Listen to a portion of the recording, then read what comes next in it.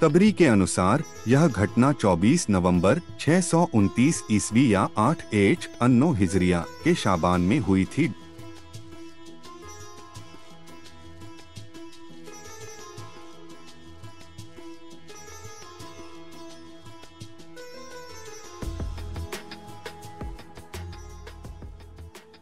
मैं अपने कबीले की एक महिला से शादी करने की सोच रहा हूँ। मैंने उसे 200 दिरहम का दहेज देने का वादा किया है।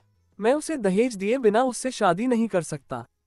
अबू कतादा, तुम्हें क्या लगता है कि मुझे क्या करना चाहिए? दहेज देने के लिए तुम पैगंबर मोहम्मद से उधार देने के लिए कह सकते हो। हाँ, यह एक अच्छा विचार है। इब्न अबी हैदर ने पैगंबर से अपनी शादी में सहायता लेने के लिए मुलाकात की। आपने दहेज के रूप में कितना तय किया है? 200 दिरहम रसूलुल्लाह।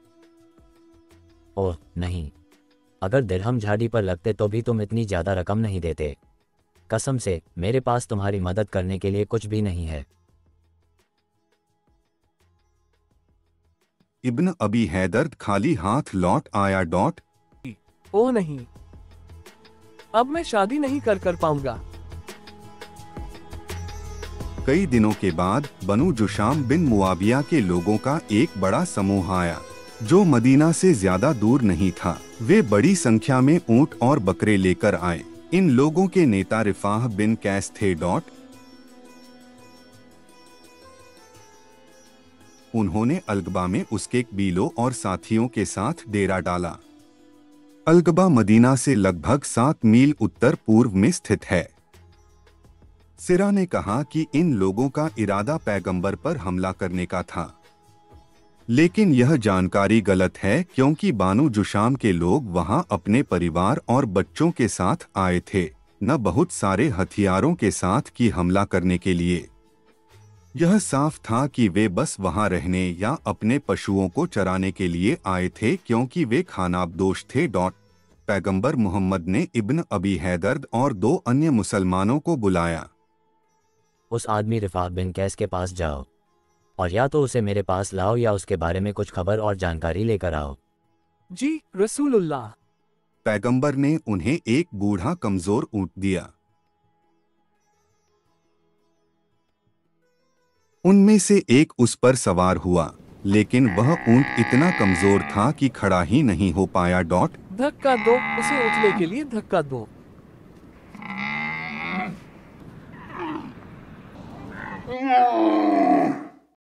इसके साथ काम चलाओ और बारी बारी से इसकी सवारी करना। हाँ रसूलुल्लाह। वे अपने तीर और तलवारें लिए हुए थे।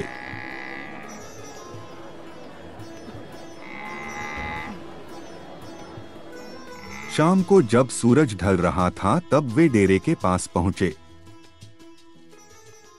इब्न अबी हैदर ने एक निश्चित जगह पर खुद को छिपाने की योजना बनाई।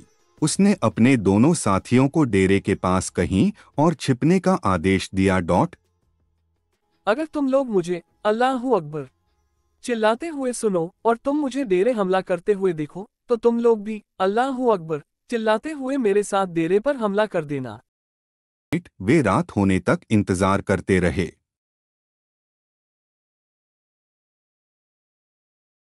जुशाम के लोगों का एक चरवाहा सवेरे डेरे से बाहर गया और वापस नहीं लौटा।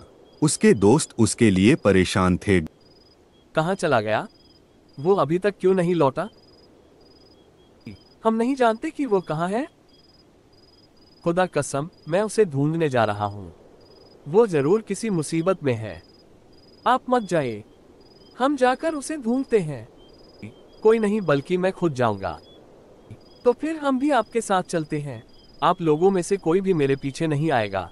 वह अपने चरवाहे की तलाश में निकल जाते हैं।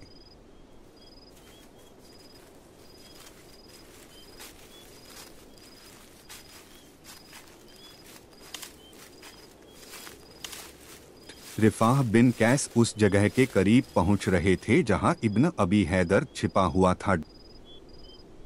ओह, यही सही मौका है।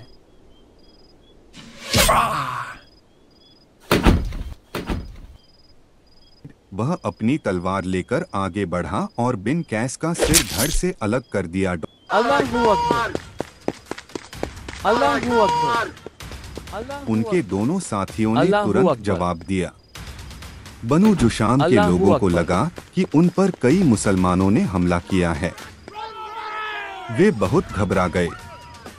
देखते ही देखते जो लोग डेरे में थे वे चिल्लाने लगे, अपने आप को बचाओ, और जल्दी जल्दी वे जो कुछ उठा सकते थे ले गए, पत्नियां, बच्चे और कोई भी संपत्ति जो उठाने में हल्की थी। तीनों मुसलमानों ने ऊंटों और कई भेड़ों और बकरियों का एक बड़ा झुंड लिया।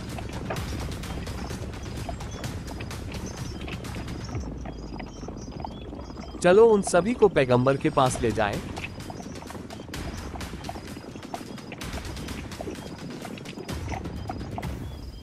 मदीना पहुंचने के बाद उन्होंने पैगंबर मोहम्मद को लूट का माल पेश किया।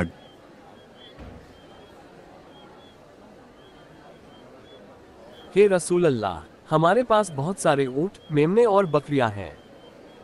अल्हम्दुलिल्लाह, बहुत अच्छा, बहुत अच्छा, कितना अच्छा दिन है। हे रसूलुल्लाह, ये रिफा बिन कैस का सिर है।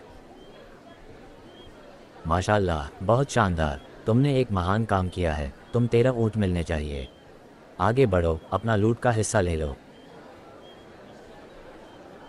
बहुत बहुत धन्यवाद रसूलुल्लाह। 13 ऊंटों की कीमत लगभग 10,000 अमेरिकी डॉलर है। उस पैसे से इब्न अबी हैदर अपने दहेज का भुगतान कर पाया और उसने अपनी शादी को पूरा कर लिया। अल्हम्दुलिल्लाह, आखिरकार मेरी शादी हो गई।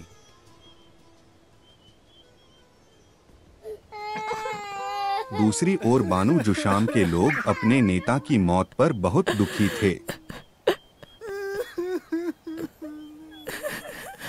तबरी ने अल-वकीदी में उल्लेख किया है कि मुसलमान बनु जुशाम की 4 महिलाओं को भी ले गए थे, जिनमें एक बहुत खूबसूरत लड़की भी शामिल थी। पैगंबर मोहम्मद ने उसे अबू तादाह को दे दिया। जब पैगंबर मोहम्मद के अच्छे दोस्तों में से एक महमियाह बिन अलजैज ने उन्हें उसकी बेहद खूबसूरती के बारे में बताया, तो मोहम्मद उस लड़की को अबू तादाह से वापस लेना चाहते थे।